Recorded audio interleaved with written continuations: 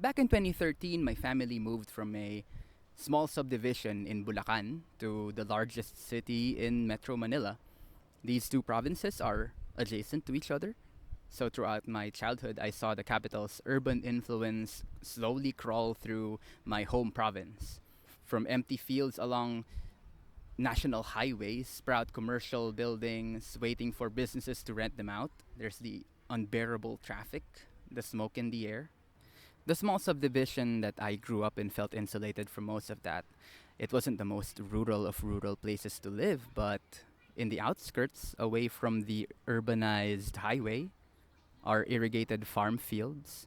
One wrong turn or step on the dirt roads that cut through them, and you could fall right in. It's been 11 years since we moved, and the river of time flows. The urban tendrils have penetrated that small subdivision. The stall that I used to buy fishball and cheese sticks from closed down during the pandemic. There is a very nice cafe not 1 minute away from my old elementary school now. The streets that I used to run around and play in feel smaller, more compressed, but I guess that's less a symptom of the place changing, but rather the person. An Altogether Different River by Aaron Lim is a game that evokes those kinds of feelings. Those feelings of sentimentality, uncertainty, and relief that comes with returning to a place you once called home and meeting people you once knew. It's a storytelling and map drawing game about a town, the people who returned, and the people who stayed. The town can be anything from a quaint rural village to a bustling spaceport. So long as everyone agrees, of course, this is a GM-less game, which means collaboration between players is how you play the game. There are two versions of the town then and the town now. When more aspects of the town are introduced and developed during play, these two versions of the town will become more and more different.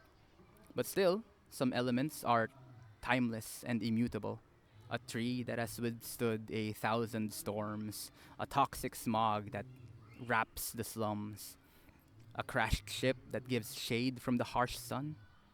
There are two kinds of player characters in the game: the returned and the remained. The returned is more connected to the town then. They have carried something with them: a gift, a painful memory, hope, but they've also left something behind: an old sin, a moment of joy, words left unsaid. The remained is more connected to the town now. They have built something up: a home, a community, a wall, but at the cost of something else worn down: a vendetta, a career, a relationship. What is true for both kinds of characters is they both have questions left unanswered. Questions like, will I settle in this town for good or move on again? What dreams or desires have I kindled? Do you wish I had never left or never returned? Answering these questions through scenes between characters, a casual coffee meetup, a walk down memory lane, a high stakes duel, that is what makes up most of the game. This is where characters can reconcile and rekindle, argue and fight, or explore more about themselves and the town.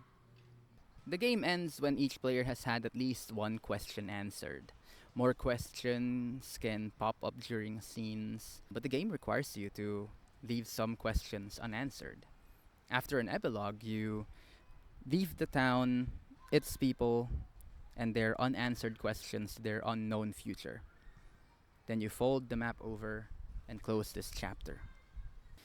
A few weeks ago, my best friend during elementary school asked if I was free to meet up. It has been more than a decade since we last met, but we were vaguely aware of what each other was doing because of social media. We had burgers and shake. We talked about our own paths in life, about creative projects we wanted to pursue, about how I moved away and how he moved back home, back in that small subdivision in Bulacan. It was pleasant and awkward at the same time.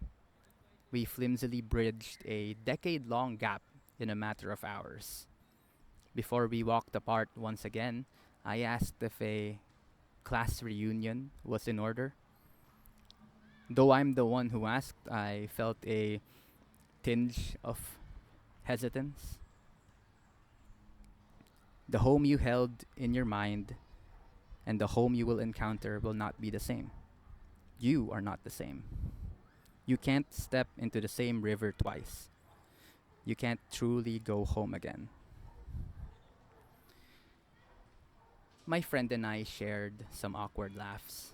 We didn't know if a reunion was possible anytime soon, and so we left it at that. Hey there, I'm Goobernuts. I love indie tabletop role playing games, like this one, and I even make them sometimes. I started this channel so I can talk about TTRPGs that I really, really adore, like this one. So if you liked the video and you'd like to support me making more, check out my Patreon or Ko-Fi in the description. In my Patreon, you can also read more about my TTRPG design work. Thanks for watching.